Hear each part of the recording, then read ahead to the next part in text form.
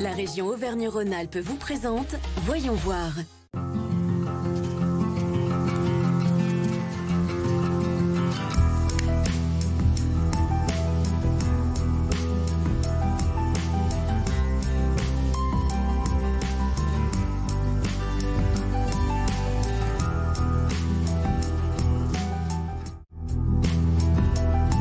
Bonjour et bienvenue dans ce nouveau numéro de Voyons voir consacré au métier du verre. Très divers selon les entreprises, les familles des métiers se scindent en deux, ceux du verre à chaud et ceux du verre à froid. Mais il leur reste en commun un savoir-faire exigeant qui demande souvent de nombreuses années de pratique. Rencontre à Brussieux dans le Rhône avec Vincent Bride, artisan créateur. Bonjour Vincent. Bonjour Catherine. Merci de nous accueillir dans votre atelier qui est en pleine activité. Je voulais vous demander comment est-ce qu'on tombe dans le verre? Eh bien, on tombe dans le verre, effectivement. Enfin, il vaut mieux pas tomber dans le verre, mais on tombe en amour, comme ils disent, du verre, par passion. Voilà, c'est vraiment une histoire de cœur, de coup de foudre. Et donc, alors moi, je suis complètement novice. On part de quoi comme matière pour commencer? Alors, à la base, le verre qu'on utilise dans mon atelier, c'est un verre suédois qui est fait avec du sable belge. Et donc, c'est une composition, ça ressemble à de la litière pour chat. En fait, c'est des petites granules qui sont essentiellement constituées de silice. Donc ça, on le charge dans le four, on le monte à 1270 degrés et ça vitrifie, donc ça devient transparent et liquide. Et alors après, une fois que vous sortez ce liquide, comment ça se passe concrètement? Alors le verre, on va le chercher à l'aide d'une canne. Donc c'est un tube en inox avec un embout avec des métaux un peu spéciaux pour tenir à la température. Donc ça sort du four à 1160 degrés. Et ce verre-là, on le sort, il est un peu liquide comme du miel en fait. Et alors après, vous devez, pour donner la forme à l'objet, c'est là où on souffle? Voilà, donc en fait, une fois qu'on a une quantité de verre suffisante au bout de la canne, on va le façonner, on va le gonfler. Et une fois que l'objet est terminé, on le dépose dans un four de recuisson qui, lui, est à 500 degrés. C'est la température à laquelle les molécules sont stabilisées. Là, le verre, il est froid. Donc à partir de là, on programme un refroidissement qui va l'amener jusqu'à la température ambiante. Et c'est en moyenne une vingtaine d'heures. Mais ça dépend des épaisseurs, effectivement. Et donc c'est un travail d'équipe, vous devez être plusieurs chaque fois en fait? Alors le soufflage du verre ne se fait pas tout seul. Donc il faut obligatoirement être deux, donc c'est vraiment un travail d'équipe, il faut se coordonner, il faut bien se connaître pour que effectivement l'assistant anticipe sur les besoins du verrier. Et c'est comme ça qu'on arrive effectivement à faire des créations d'exception. Selon vous, pour devenir un bon verrier, il faut combien de temps? C'est un métier de patience? C'est un métier de patience, un métier de passion bien évidemment aussi et de persévérance aussi. Donc comme beaucoup de métiers, on dit qu'il faut 10 ans pour faire un verrier. Voilà, 10 ans de pratique, c'est le moment à partir duquel on arrive à peu près à faire ce qu'on a décidé. Et c'est important pour vous la transmission justement de votre savoir? Effectivement, on a beaucoup de jeunes qui font des stages de 3e, par exemple des stages de découverte, qui ensuite s'inscrivent dans les écoles du verre. Mais on a aussi des quinquagénaires qui sont en reconversion et comme Pascal qu'on a aujourd'hui et qui est là pour une formation sur une année. Et c'est une autre manière de découvrir les métiers et lui, il voudrait appliquer ça à sa propre création chez lui ensuite. Mais en dehors de ça aussi, on organise des initiations pour le grand public dans mon atelier et on accueille très régulièrement des petits groupes de 4 à 8 personnes pour passer une journée ensemble à découvrir un peu le travail du verre. Et comment est-ce que vous voyez l'avenir de cette filiale, enfin de votre métier? Je pense que comme tous les métiers d'art, on a effectivement un bel avenir dès lors qu'on est dans l'excellence. On est obligé de faire des choses qui sont exceptionnelles et sinon ça ne sert à rien. Restons dans la région. Direction la Loire, à la rencontre de Pascal Philibert. Vous allez voir que ce meilleur ouvrier de France regorge lui aussi de nombreuses idées créatives autour de la matière du verre.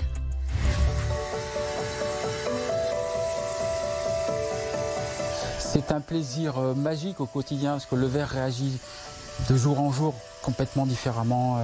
Au bout de 42 ans de métier, on arrive à maîtriser un petit peu. Mais il y a toujours ce petit côté un petit peu aléatoire qui fait monter un petit peu l'adrénaline. C'est ça que j'aime en fait. Dans son atelier à Naulieu, près de Roanne, dans la Loire, Pascal Philibert crée des objets utiles ou décoratifs. Plus de 40 ans qu'il façonne le verre à l'aide d'un chalumeau. Ses créations sont le fruit de sa propre inspiration. Pascal est artisan verrier. Il observe beaucoup autour de lui, puis vient ensuite l'étape du dessin.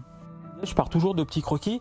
Là, ça va être un huilier, parce que j'aime bien travailler l'art de la table également. J'ai pas mal de demandes avec des restaurateurs de pièces à faire pour eux. Le verre arrive sous forme de baguette comme celle-ci.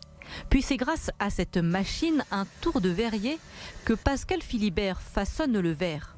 Porté à 1200 degrés, le verrier étire, tord, file ou bien encore souffle le verre.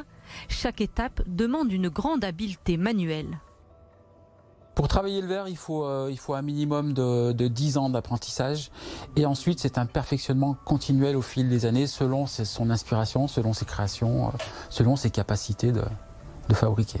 Meilleur ouvrier de France, l'artisan a aujourd'hui à cœur de transmettre son métier afin qu'il continue à exister. Comme ce métier est devenu une grande passion, j'ai envie vraiment de transmettre mon métier. Moi, j'arrive en fin de carrière, je ne vais pas m'arrêter totalement, mais j'ai envie de transmettre. J'ai pas mal de demandes de petits jeunes qui cherchent à découvrir ce métier, donc je suis là pour eux maintenant. Et je vais me libérer du temps pour faire de la formation, de l'initiation et pour qu'il y ait de nouveaux verriers qui arrivent. Dans ce métier, il y a de l'avenir, surtout en verrie de laboratoire scientifique, parce qu'il y a toujours de la demande. Le verre, cette matière intrigante et fascinante, envoûte Pascal Philibert depuis l'âge de 16 ans. Qu'il crée un vase, un luminaire ou bien toute autre pièce, chaque objet a une histoire, une singularité. Nous voici de retour dans l'Ouest lyonnais, à Saint-Genis-les-Olières. Jean Maunes est à la tête d'un atelier labellisé EPV, entreprise du patrimoine vivant, qui depuis 1852 perpétue la tradition d'une technique au service de l'art, le vitrail. Vous allez voir que ce passionné allie savoir-faire ancestral et modernité. Jean Maunes, bonjour. Bonjour Catherine. Donc vous êtes maître verrier vitrailliste. Tout à fait. Alors ça consiste en quoi? Alors assembler des bouts de verre avec des bouts de plomb, mais pas que. Maître verrier, nous allons restaurer ou créer des vitraux. Et alors quand vous fabriquez ou rénovez un vitrail, quelles sont les étapes essentielles? Alors pour la rénovation, on va d'abord déposer le vitrail. Ensuite, on va enlever tous les vieux plombs parce qu'en fait ils sont oxydés et du coup ils font plus leur lien entre les verres. On va nettoyer les pièces de verre qui sont intactes. Nous allons faire des collages ou refaire des peintures sur verre pour les pièces peintes qui sont dégradées ou cassées en fonction de leur qualité. Ensuite, on va remonter tout ça en plomb. On va le mastiquer et on les repose pour qu'ils soient repartis pour 100-150 ans. Pour la création, nous allons donc partir d'une maquette, d'un dessin, donc de différents styles. Ça peut être très classique comme très contemporain, et en fonction des desiderata du client. Et nous allons donc, après validation de cette maquette, passer à la réalisation. Donc là, on choisit les verres. Le choix du verre est très important, puisqu'on ne part qu'avec des verres neufs. Nous allons réaliser les étapes de peinture s'il y en a besoin. Et après, nous allons à nouveau monter en plomb, le mettre au masticage et le poser, et c'est parti pour 100-150 ans. Donc vous travaillez le verre, on dit maître verrier, mais si je comprends bien, vous ne faites pas que ça en fait. Il faut avoir beaucoup d'autres qualités pour faire ce métier. Oui, alors il y a la partie métier où on fabrique, où on fait, et puis il y a la partie, je dirais, de connaissance de la lumière. Parce qu'on nous voit que comme en train de couper des verres et les assembler, mais il faut vraiment avoir une connaissance spécifique sur la couleur et la lumière. Parce que ce n'est pas de la matière, c'est de la transparence. Donc, il va falloir une connaissance qui est différente de la peinture. En grisaille, par exemple, les peintures sur verre, il faut absolument comprendre qu'on peint avec la lumière. C'est-à-dire que tous les traits qu'on va passer sur le verre, ça va être de l'obscurité, et que l'œil, lui, ne retient que la lumière, pas l'obscurité. Ensuite, il y a l'assemblage effectivement des couleurs, trouver les équilibres en fonction aussi de l'intensité qu'on veut mettre et de ce qu'on veut faire comme création. Et quelles sont les rénovations dont vous êtes le plus fier? Alors, chaque rénovation a son histoire, parce que effectivement, c'est une histoire tout d'abord d'hommes en lien avec des bâtiments. Si ça a été construit, c'est qu'il y avait une raison, il y avait un objectif, il y avait une vision.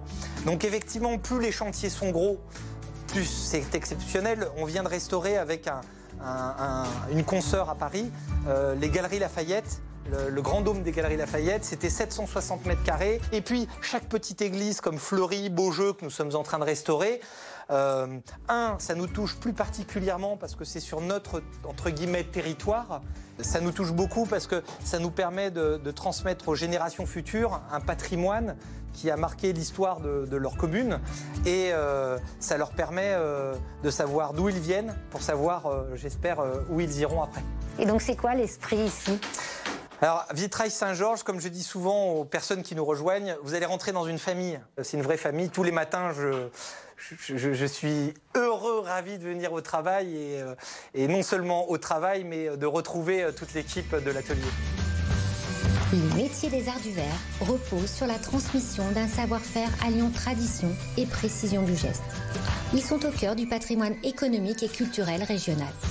Ils peuvent être artistes, artisans à leur compte ou salariés de petites, moyennes ou grandes entreprises. Et tous constituent le tissu artisanal de chaque région de France.